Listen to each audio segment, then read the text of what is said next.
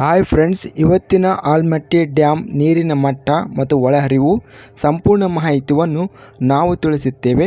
ತುಂಬ ಸ್ನೇಹಿತರು ಚಾನಲನ್ನು ಸಬ್ಸ್ಕ್ರೈಬನ್ನು ಮಾಡದೆ ವಿಡಿಯೋವನ್ನು ನೋಡುತ್ತಿದ್ದರೆ ದಯವಿಟ್ಟು ಚಾನಲನ್ನು ಸಬ್ಸ್ಕ್ರೈಬನ್ನು ಮಾಡಿಕೊಳ್ಳಿ, ವಿಡಿಯೋವನ್ನು ಲೈಕ್ ಮಾಡಿ ಮತ್ತು ಶೇರ್ ಮಾಡಿ. Karnataka water resource department information ಇಂದ ಈ ಮಾಹಿತಿಯನ್ನು ತಿಳಿಸಲಾಗುತ್ತದೆ.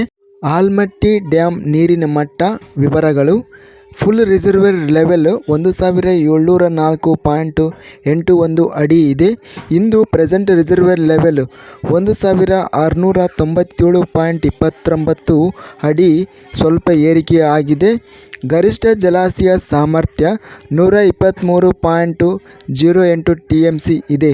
ಇಂದು ಜಲಾಶಯ ಸಾಮರ್ಥ್ಯ 83.63 TMC ನೀರು ಸ್ವಲ್ಪ ಏರಿಕೆ ಆಗಿದೆ.